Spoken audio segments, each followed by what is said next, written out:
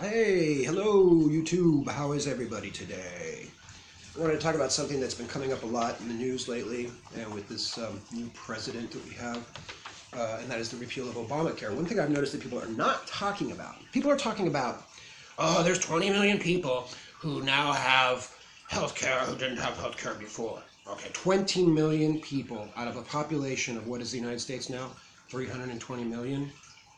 Or something like that, 280 million, and you got 20 million people that have new health care under Obama's legislation.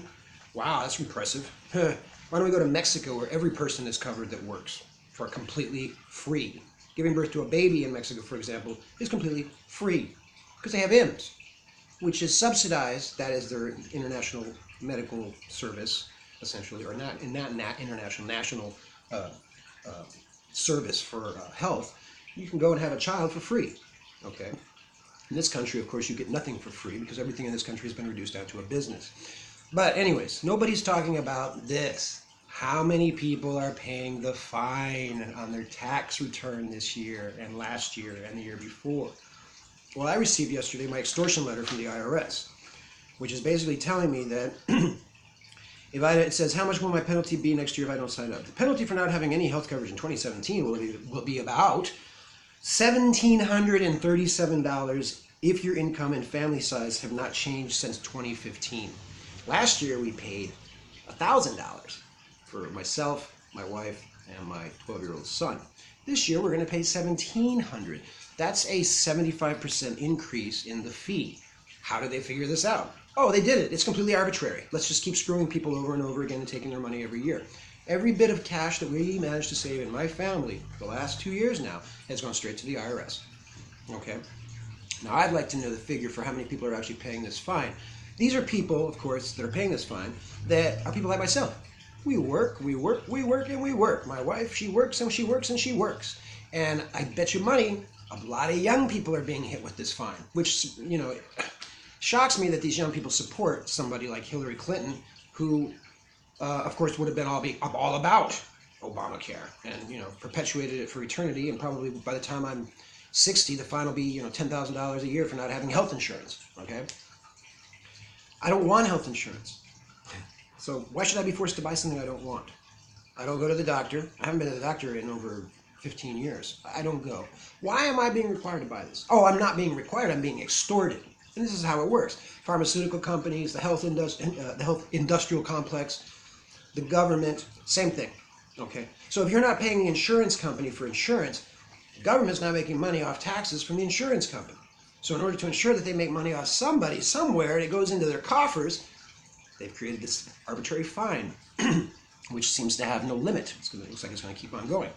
Another thing that concerns me about this, again, like I mentioned, young people. My 21-year-old son has to pay $700 for not having health insurance. When I was 21, I was not thinking about health insurance, okay? Most people that I've talked to at the age of 21 don't have health insurance, unless they're in college or the military or something along those lines. But otherwise, nobody at 21 is worried about health insurance, because at 21, you're basically indestructible. Yeah, I know there's people out there with existing conditions, and they know there's problems and health care, all that. But the majority of people, the vast majority of people, don't need to be worrying about their health at the age of 21.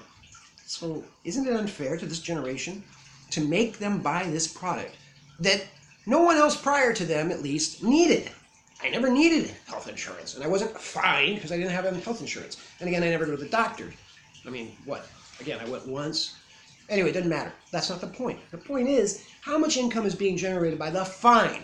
And my biggest question for Mr. Trump is, aside from appealing Obamacare, is the fact, is he going to get rid of this tax penalty for this year? Or is my family and many other families out there going to receive one of these extortion letters from the IRS telling them, hey, you don't have a health care plan, so you owe us a bunch of money. But hey, you should go get insurance because it's really cheap right now, supposedly, right? I mean, and it says here, most people who enroll in a plan through healthcare.gov can find plans for $75 a month or less after financial help. Okay, A, I don't want financial help to buy health insurance. B, I don't want health insurance. We're back to where we started. I don't want to be forced to buy something that I don't need right now, that I don't want right now, that I'm not going to use right now. Okay? If it gets to a point where I have some horrible thing happen, then I'll buy health insurance. But I'm not going to buy health insurance. Okay? Simple as that. I don't want it. End of story. So this is an extortion letter from the IRS. I want to know, are they going to repeal this tax penalty? And I guarantee you the number of people who are paying fines is far more than the people who gained anything at all from Obamacare. Okay, I guarantee it. Of course, the problem is once the government creates this kind of stream of income, it's very difficult for the government to give up a stream of income so lucrative. Essentially, this is free money for the government. They just made a law and said, we're going to take money from you if you don't buy this product. So I'm certainly hoping, and I hope the rest of you out there too, are hoping and want to say something about this. Put up a YouTube video, write an article, blog, repeal the damn penalty tax. There's no reason someone should have to pay in this country, this big capitalist nation, pay because they don't want to buy a product. Okay, because that's all this is. It's another product. Okay? We should be pissed off about this. We should be out in the streets yelling about it. But we don't. You know why we're not out protesting? Why you have all these other people out there protesting about bathroom rights and nonsense? We're working, paying taxes, all right, and saving money so we can pay more fines for not having even health care. All these people out protesting, I guarantee you, aren't working a job, or else they wouldn't have time to protest. And they would also realize that the powers that be, in particular, let's talk about the Democratic Party and the Hillary Clinton people and all that good stuff, the left, it's not there for them either. They're going to find them just like they're going to find all of us regular people out there that work. Okay? Including all you young hippie people who think you're really cool. Just wait till you get out of college and get into the real world and start having to pay for everything. Right now you got it made. You're living it. Yeah, I go to college. My mommy bought me my car. I got a dorm room. I get financial aid. I don't have to work. I'm a protester. I'm protesting the system because the system's bringing me down. Okay, yeah. Well, that's real nice when you're in college. Keep it on the college campuses. That's where it should stay anyways because it's irrelevant in the real world. Totally irrelevant. The real world is you work. You have to pay taxes. But you should not be in a position where every penny you make is being turned over directly to the government for no other reason than you did not buy the required product.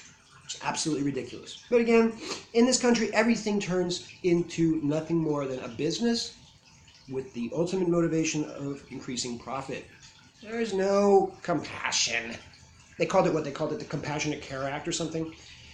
Great. If people have a pre-existing condition, then pass a law that prohibits the discrimination of those people when they go to buy insurance. But do not force all of us to buy something that we don't need. And later, if I do get some sort of horrible chronic illness and it's a pre-existing condition and I want to go buy insurance, then I shouldn't have to worry about that because they should just pass a law that prevents insurance companies from discriminating against somebody for having a pre-existing condition. But I know that would be too freaking logical for this government and it wouldn't generate extra revenue for free. So anyways, again, extortion letter from the IRS. You know, you didn't pay them, you're going to pay us. We're going to get your money no matter what. Okay, so I hope everybody gets enraged about this. Pass it on. If you like my video, if you like what I had to say, pass it on, like it, subscribe. And, you know, just all we can do is hope for the best at this point. And hope that if this Trump guy is going to really do something, that he does do at least this. And the 20 million of you supposedly who got health care, congratulations. You really needed it. I'm sure you did. Otherwise, it wouldn't have been a big issue to you. To me, it is not an issue in my life. Don't want it. If you're really concerned about treating people fairly and making sure everybody's happy, that $1,700 that you're taking from me could be spent for me to go get a checkup. Could be spent for my son to get an eye exam. Could be spent for my wife to go to the gynecologist. Instead of being turned over directly to a very corrupt and bloated government. Okay? So anyway, so that's my opinion. Again, extortion is extortion regardless if it's done by the state or if it's done by the mafioso down the street. All right, I just had to say something about that after I got this letter yesterday. You know, I had a great day, came home, and here's this letter. All right, Alvarado signing off. Hope you all have a wonderful day, and best to y'all. Bye.